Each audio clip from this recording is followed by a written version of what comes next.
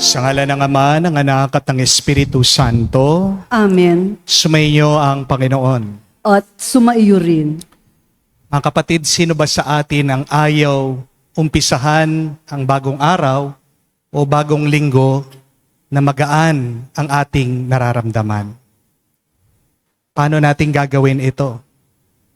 Kailangan una nating iwan at bitawan ano man na nakakabigat sa ating mga puso, ang nakakapagbigay ng pag-aalala sa ating mga isip. Kung gusto mo ding maging magaan ang pasok ng iyong linggo, kailangan nakahawak ka at magpakapit ka sa Diyos.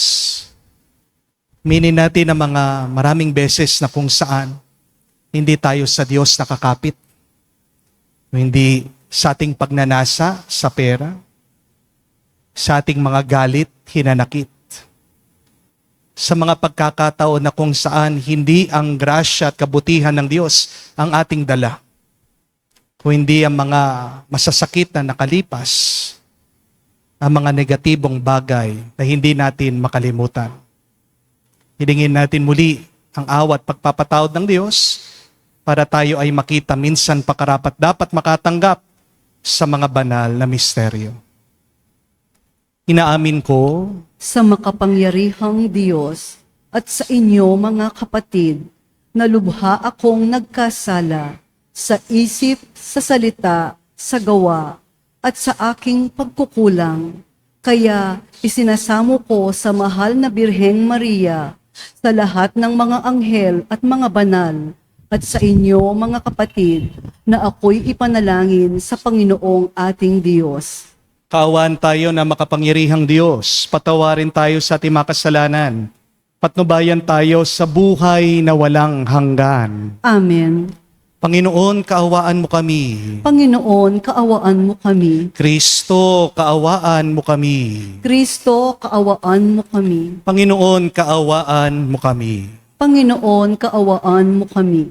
Manalangin tayo. Ama naming makapangyarihan, ang paglingkuran ka ayon sa iyong kasiyahan ay kaloob ng iyong binibigay sa iyong mga hinirang. Gawin mo ang iyong pinangako ay aming mapakinabangan ayon sa paraang iyong kinalulugdan.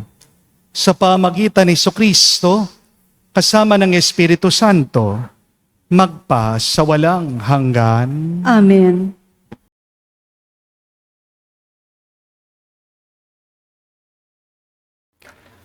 Pagbasa mula sa sulat ni Apostol San Pablo sa mga taga-Roma.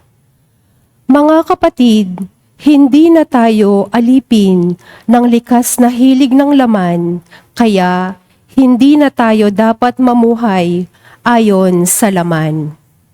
Sapagkat mamamatay kayo kung namumuhay kayo sa laman, ngunit kung pinapatay ninyo sa pamamagitan ng Espiritu Santo ang mga gawa ng laman, mabubuhay kayo.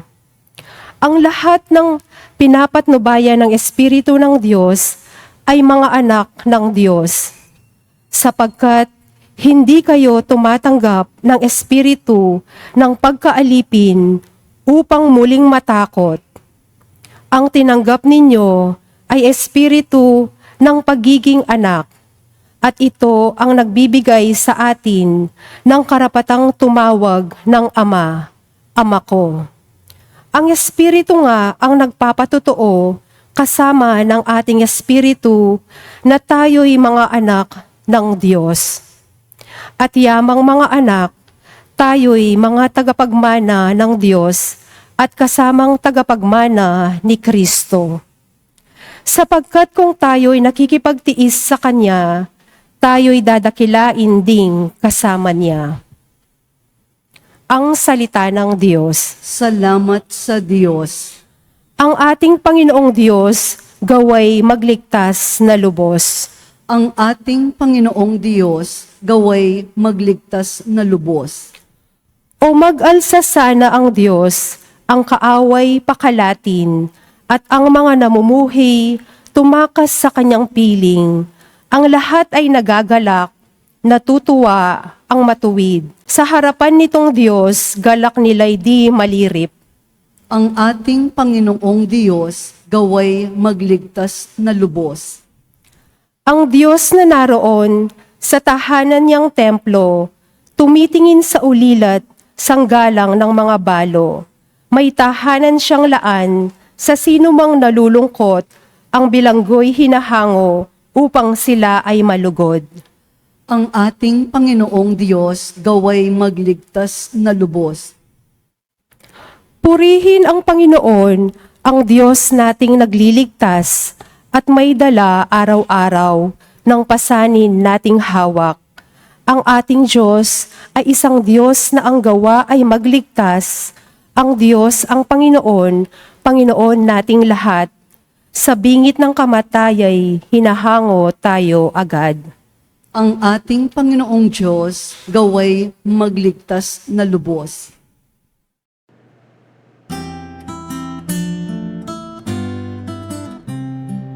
Alleluia, alleluia, alleluia, alleluia, alleluia, alleluia,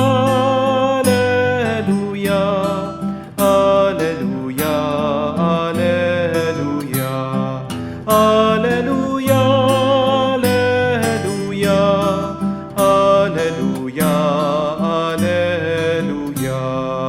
Amang Diyos ni Hesukristo, ang salita mo'y totoo, kami ay pabanalin mo. Aleluya, aleluya. Sumainyo ang Panginoon. At sumaiyo rin. Ang mabuting balita ng Panginoon ayon kay San Lucas. Papuri sa iyo, Panginoon. Nung panong yun, si Jesus ay nagturo sa isang sinagoga sa araw ng pamamahinga. May isang babae roon na 18 taon na may karamdaman. Gawa na masamang espiritong nasa kanya. Siya'y kubang-kuba na at hindi makaunat.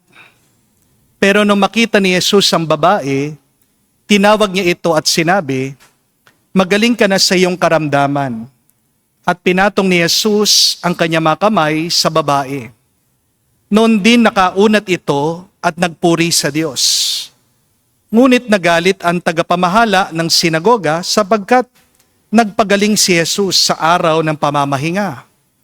Kaya't sinabi niya sa mga tao, "May 6 na araw na inilaan upang ipagtrabaho. Pumarito kayo sa mga araw na yan upang magpagaling, at huwag sa araw ng pamamahinga." Sinagot siya ng Panginoon, "Mga mapagimbabaw, hindi ba't kinakalag ninyo sa sabsaban ang inyong mga baka o asno at dinadala sa painuman kahit na araw ng pamamahinga?" Ang babaeng ito na mula sa lipi ni Abraham ay ginapos ni Satanas sa loob ng 18 taon. Ngunit hindi ba dapat siya'y kalagan sa araw ng pamamahinga? Napahiya ang lahat ng kalaban ni Jesus sa sagot niyang ito. At nagalak naman ang madla sa mga kahangahangang bagay na ginawa niya. Mga kapatid, ang mabuting balita ng ating Panginoon. Pinupuri ka namin, Panginoong Hesukristo. Magandang araw po muli sa inyong lahat. Meron pong isang kwento tungkol sa isang guro. Minsan pumasok po siya sa kanyang klase. May hawak po siyang isang baso ng tubig. At nagtatanong po siya sa kanyang mga estudyante, "Sa tingin nyo, gaano kabigat ang basong tubig na ito?" Meron po sumagot, 100 grams po. Meron pong isang estudyante, sabi niya, 200 grams po. At meron pa pong isa, sabi niya, "Sir, 300 grams po." Ngumiti lang po itong guro. At sabi niya, "Sa totoo lang, hindi naman importante kung ilang gramo o gaano kabigat ang baso ng tubig. Ang mas mahalagang tanong ito, paano kaya kung hahawakan ko itong baso ng tubig ng 1 minuto? Magaan ba ito o mabigat? Ano sa tingin niyo?" Sumagot po ang kanyang klase, sabi, "Magaan po, sir." Nagtanong po muli itong guro, sabi niya, "Paano kaya kung hahawakan ko itong baso ng tubig na mga 1 oras. Magaan pa rin ba ito o mabigat? Sumagot po ang kanyang klase, sabi, magaan pa rin po.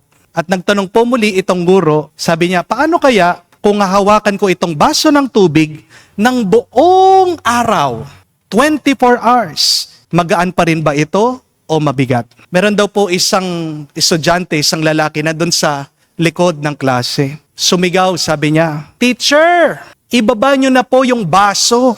Ako po yung nangangawit para sa inyo. Ako po yung napapagod para sa inyo. Ako po yung bigat na bigat para sa inyo. Tama na po, bitawan nyo na lang para hindi kayo mabigatan. At nagtawanan po yung mga pupils. Dito po sumagot yung guro, yung teacher. Sabi niya, alam mo, tama ka. Kahit na magaan yung baso ng tubig, pero kung matagal ko itong binubuhat, mamamanhid ang aking kamay, sasakit ang aking balikat, at baka hindi ko na magalaw ang aking braso. Tapos sabi po ng teacher, the same glass, same weight. Pero bakit mas lalong bumibigat habang tumatagal? At dito po binigay ng guro yung punto. Sabi niya, tandaan nyo ito mga bata. Ang mabigat ay hindi lang kung ano yung iyong dinadala. Ang mabigat ay hindi lang kung ano ang iyong hinahawakan. Ang mabigat at nakakabigat ay kung gaano mo katagal hinahawakan ang isang bagay. What makes something heavy? Is it only the weight that we carry? Certainly not. What adds more weight and heaviness, understand this, is the time and the duration that you keep on holding on to that thing. Sa Ebanghelyo po, narinig nyo, merong isang babae na bukod. Ilang taon na po na may sakit. Kuba. Ito pong babaeng ito. 18 years. 18 taon na siyang may sakit. Hindi po niya maitaas ang kanyang ulo. Hindi siya makadiretsyo. Sipin niyo yon. Sa loob ng 18 years, bit-bit po niya yung kanyang baso ng tubig.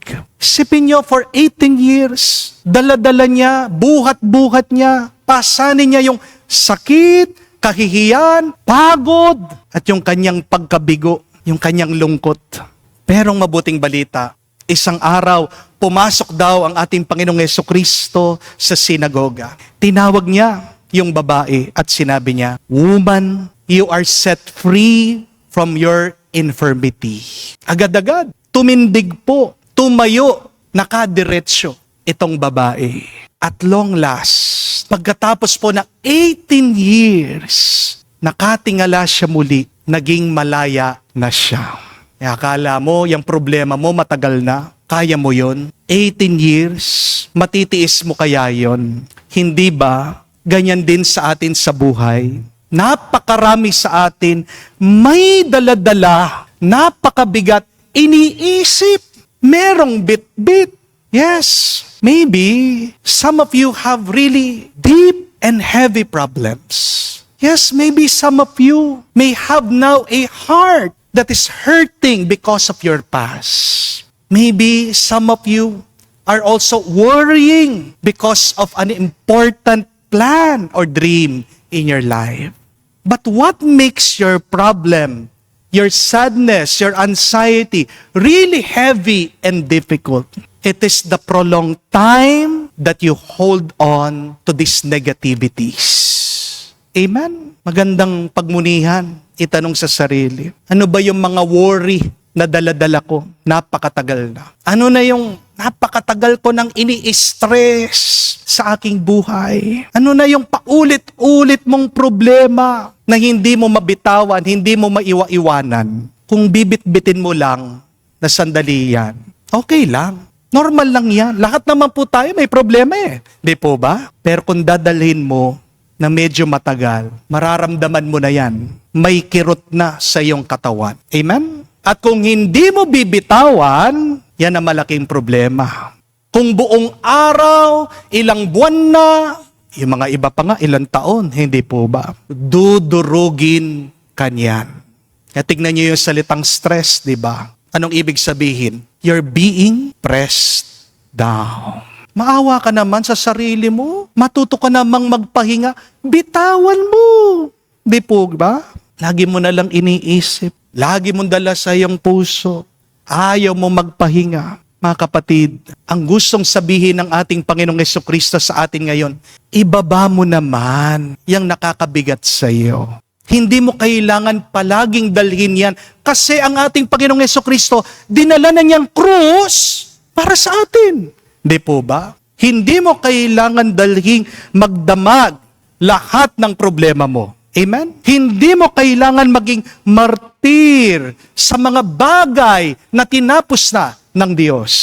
Hindi mo kailangan manatiling nakayuko, nakukuba na dyan sa iyong mga suliranin at pagsubok. Kung gusto mong maranasan ang tunay na sabat o pamamahinga ng Diyos, hindi lang po kailangan pahinga ng katawan ang kailangan natin. Kung hindi, pahinga ng kaluluwa. Amen? Rest is not only about sleeping, but real rest is about surrendering. Surrender to God today. The woman in our gospel for today did not free herself.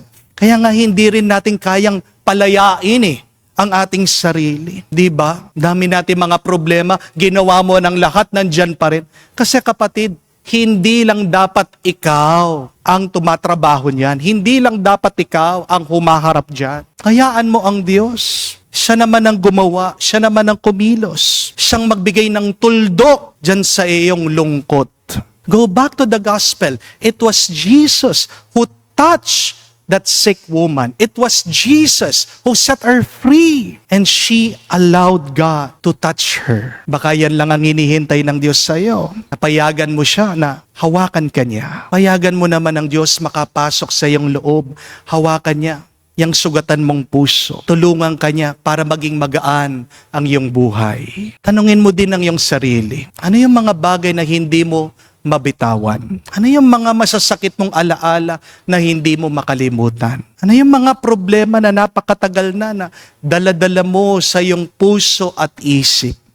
Ang kagustuhan ni Jesus para sa atin ay lumaya. Ang kagustuhan ng Diyos ay makaranas tayo ng kapayapaan. And how can we be free? How can we be happy? How can we be at peace? Not by holding on to these negativities. Wala namang mabuting na idudulot sa'yo. Yung paghawak mo, pabalik-balik mo, pagdadala mo sa mga negatibong problema mo. Kaya nga ang ganda po nung kanta, paboritong-paborito ng mga bata. Galing po doon sa pelikulang Frozen. Alam nyo yon? Sabi nila, let it go, let it go. Diba? Kahit na ginawa yon para sa mga bata, pang matanda yun. Kasi yung mga matatanda, hindi makapag-let go. Amen? You have to let go to move on. Kailangan mong bitawan para gumaan ka, para magpatuloy kang masaya. Amen? Hindi po mamaya, hindi po bukas. Kailan? Ngayon. Now na! Huwag ka na maghihintay. Gusto ng Diyos, ngayon ka lumaya. Gusto ng Diyos, ngayon ka maging masaya. Gusto ng Diyos, ngayon ka maging payapa. Pero paano tayo magiging malaya? Paano tayo magiging masaya? Ayaw mong bitawan. Hinahawakan mo. Yang iyong hinanakit, yang iyong galit. Bakit? Pinapayaman ka ba niyan? Sino po sa inyo yung yumaman na dahil sa galit niya? Meron po ba? Sabihin niya po sa akin, para araw-araw magiging galit ako. Kabaliktaran nga Hindi po ba? Yung mga palaging galit, yan yung mga nai-stroke, yan yung mga nagkakaroon ng sakit sa puso. Kaya pag nagkasakit ka, saan ka diretsyo? Dalawa lang, hospital o sa punerarya. Hindi po ba? Pasalamat ka kung hindi ka diretsyo sa punerarya. Pero magdasal ka pag diretsyo ka sa hospital. Bakit? Ubus ang pera mo. Amen? Kaya nga, tandaan nyo, pag palagi kang galit, maghihirap ka. You cannot be happy, you cannot be free if you do not let it go. Yan yung ating ipagdasal. Yan yung ating hilingin sa Diyos. Alisin yung bigat ng ating puso para maging magaan ang ating buhay. At pag magaan nang yung nararamdaman, maikakanta mo na rin yung isa pang paborito ng mga bata ngayon, dun sa pelikula sa Netflix, Demon Hunters. Alam niyo po yon? Hindi niyo alam, matanda na kayo. Baka narinig nyo na ang pamagat golden. Diba? Sino po may alam? Wala? Ay, matanda nga lahat. Ang ganda po nung kantang yon. Tanungin nyo yung mga apo nyo, yung mga anak nyo. You're going to be golden when you let go of that heaviness in your heart. Pero aminin natin, ang dami sa atin, di makapag-let go. Kung meron mga tao na hindi makapag-let go, kung meron mga taong hindi makapag-move on, kung meron mga tao na hanggang ngayon may sakit ng loob sa'yo, anong kailangan mong gawin? Then let them go. Di po ba? Ikaw mag-move on ka kahit nawala na sila. Kasi isa lang nagpapabigat sa iyong buhay. Yung palagi mo silang iniisip. Di po ba? Tandaan niyo po ito ha. Sabi po nila kapag meron ka masamang alaala, para bang nagdadala ka palagi ng isang sako ng basura. Kahit saan ka pumunta, dala-dala mo yung sako ng basurang yan. Tang nakakatawa pa yung iba sa atin. Hindi lang nakontento na dinadala yung sako ng basura. Minsan, hihinto, bubuksan pa yung sako. Titignan pa, inaamo yung basura. Hinahalukay, hinahawakan, hinihimay. Ang tanong ko, bakit? Para saan? Di ba kapag meron kang basura, ano dapat ang kailangan gawin? Itapon mo, ibaon mo, iwanan mo.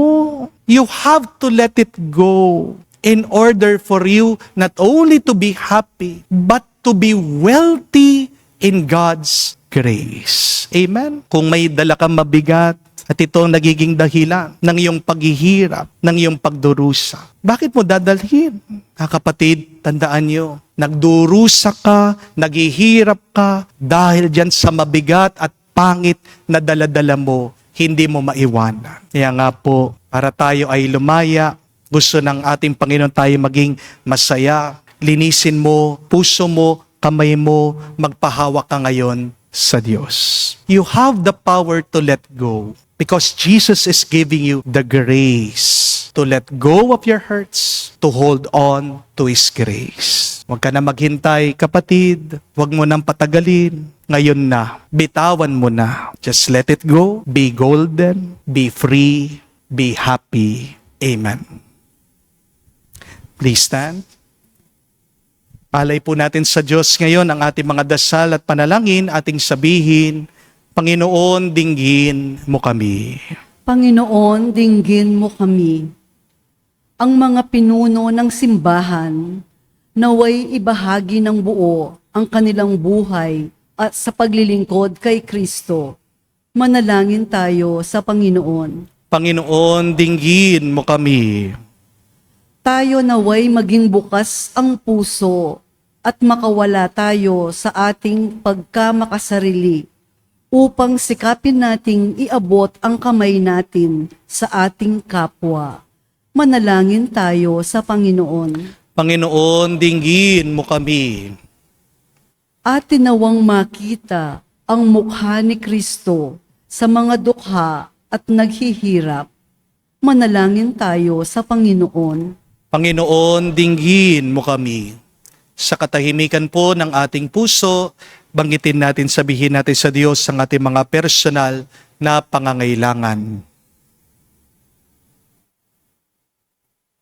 Panginoong Diyos, tinataas namin sa iyong pagkalinga ang aming mga intensyon, pakinggan mo ang aming mapagkumbabang panalangin, at gawin mo kaming mga lingkod mo na tulad ni Jesus, nakakarinig sa hinaing na mga nangangailangan. Hinihiling namin ito sa pamagitan ni Kristo, aming Panginoon. Amen.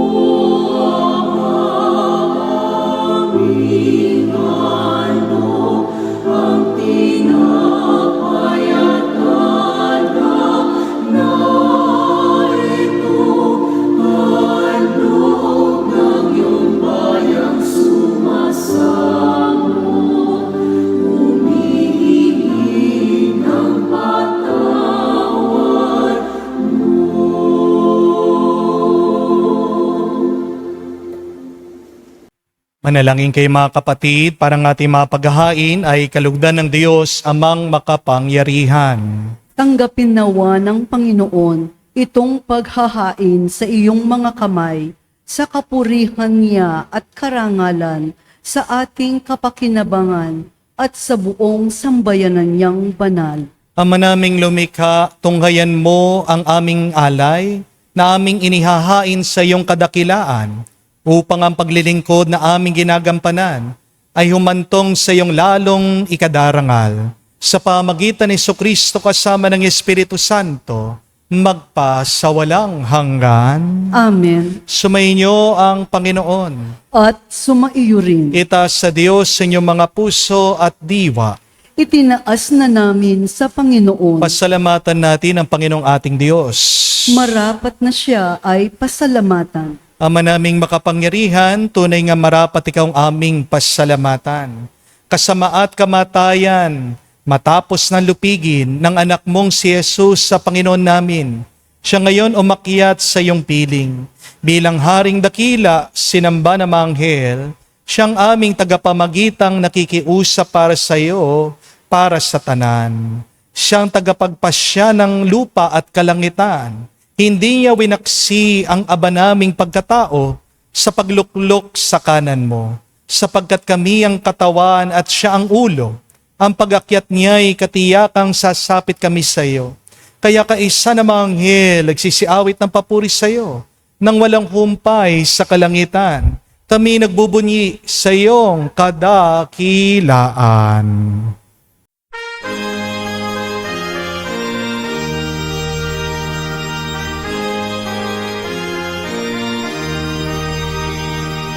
Santo, Santo, Santo, Panginoong Diyos ng mga hukbo.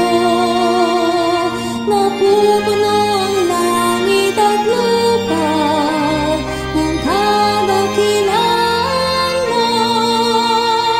Hosana sa kaitasan, pinagpalang na paririto sa ngalan ng Panginoon. Hosana sa kaitasan, Hosana sa kaitasan. Ama naming banal, ikaw ang bukal ng tanang kabanalan, kaya't sa pamagitan ng iyong Espiritu, gawin mong banal ang mga kaloob na ito, upang para sa amin, maging katawan at tugo ng aming Panginoong Hesu Kristo. Bago niya pinagtiis ang kusang loob na maging handog, hinawakan niyang tinapay, pinasalamatan kanya, pinaghati-hati niya iyon, inabot sa kanya malagad at sinabi, tanggapin ninyong lahat ito at kanin. Ito ang aking katawan na ihahandog para sa inyo.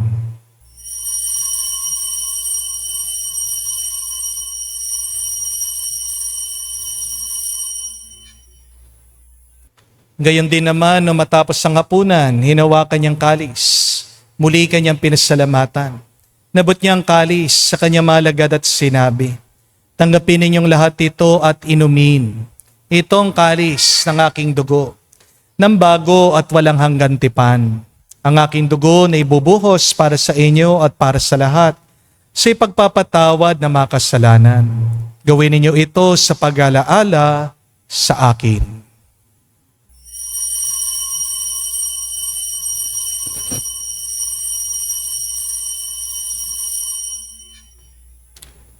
Ang misteryo ng pananampalataya.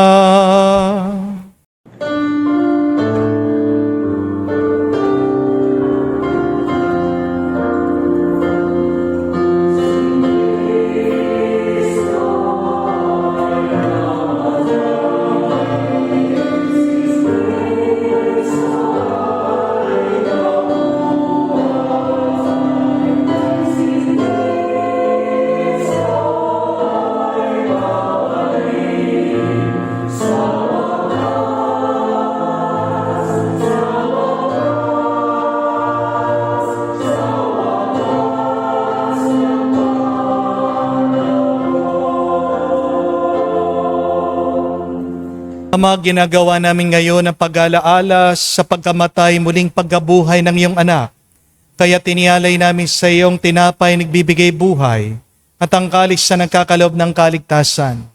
Kami nagpapasalamat dahil kami iyong minarapat na tumayo sa harap mo para maglingkod sa iyo. Sinasamo namin kami magsalo-salo sa katawan at tugon ni Kristo ay mabuklod sa pagkakaisa sa pamagitan ng Espiritu Santo. Ama, lingapin mong iyong simbahan, laganap sa buong daigdig. Puspusin mo kami sa pag-ibig. Kaisa ni Leon ang aming Santo Papa, si Florentino aming Arsobispo at ng Tanang Kaparian. Alalahanin mo rin ang aming mga kapatid na nahimlay may pag-asang sila'y muling mabubuhay. Gayon din naman lahat ng mga pumanaw. Kawan mo't sila't patuloyin sa iyong kaliwanagan. Kawan mo't pagindapatin kaming lahat, makasalo sa iyong buhay na walang wakas. Kaisa na mahal na Birhen Maria, Ina ng Diyos. Kaisa ni San Jose ang kanyang maluwalhating esposo. Kaisa na mga apostol, lahat ng mga banal na namuhay dito sa daigdig na kalugod-lugod sa iyo. May pagdiwang nawa namin ang pagpupuri sa kararangal mo sa pamagitan ng iyong anak aming Panginoong Hesu Kristo. Sa pamamagitan ni Kristo, kasama niya at sa Kanya, ang lahat ng parangal at papuri ay sa iyo, Diyos Ama, makapangyarihan, kasama ng Espiritu Santo, magpasawalang hanggan. Amen, amen, amen. Sa nakagaling na utos sa turo ni Jesus sa Panginoon natin at Diyos, ipahayag natin ang lakas loob.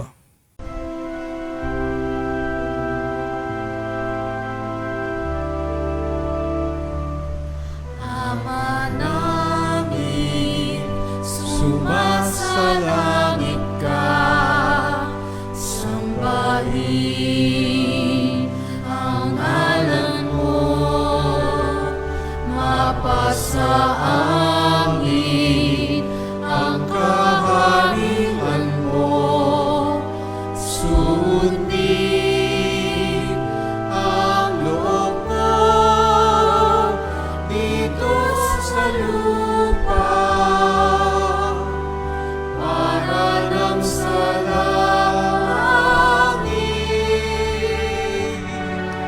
Bigyan mo kami ngayon ng aming kakanin sa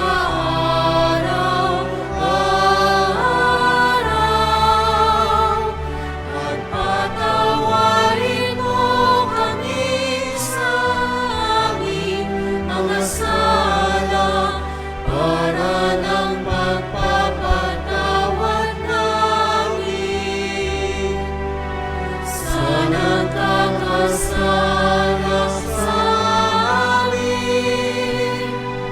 At huwag mo kami ipahintulot sa tukso at iadya mo kami sa lahat ng masama. Hinihiling namin kami adyas sa lahat ng masama, pagkalooban ng kapayapaan araw-araw, iligtas sa kasalanan, ilayo sa lahat ng kapamakan. Samantalang aming pinanambikan ang dakilang araw ng pagpapahayag ng tagapagligtas naming si Hesu Kristo. Sapagkat iyo ang kaharian at ang kapangyarihan at ang kapurihan magpakailanman. Amen. Panginoong Hesu Kristo, sinabi mo si mga apostol, kapayapaan ang iniiwan ko sa inyo, ang aking kapayapaan binibigay ko sa inyo. Tungayan mo ang aming pananampalataya, huwag ang aming pagkakasala. Pagkalooban mo kami ng kapayapaan at pagkakaisa, ayon sa iyong kalooban, kasama ng Espiritu Santo, magpa sa walang hanggan. Amen. Kapayapaan ng Panginoon ay laging sumainyo. At sumaiyo rin. Magbigayan po tayo ng kapayapaan sa bawat isa. Peace with you po. Kapayapaan po sa inyong lahat.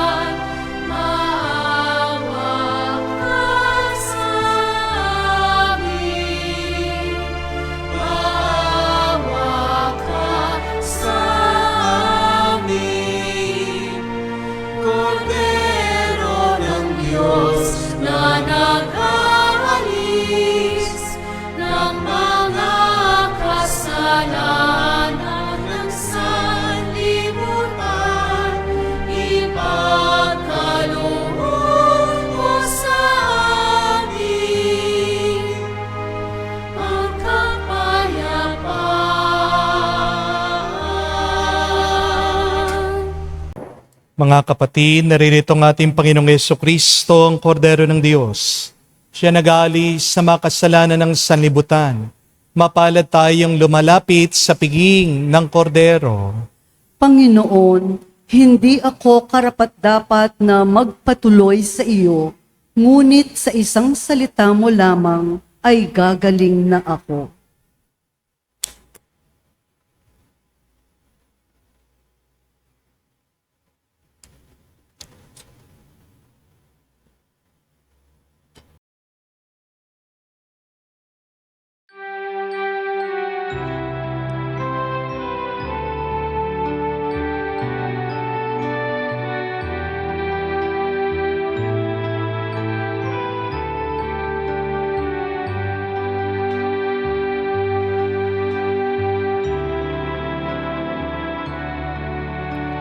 Alam mong pagkatao ko, wala akong matatago. Alam mong aking isipan, alam mo ang lahat ng ginagawa ko, O Diyos. Gabayan mo ko, Diyos, sa buhay na ito. Ilapit mo ako sa pagmamahal mo. Dalhin mo ko, Panginoon, sa kalangitan.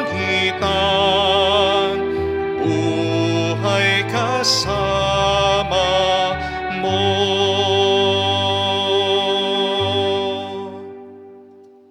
Manalangin tayo.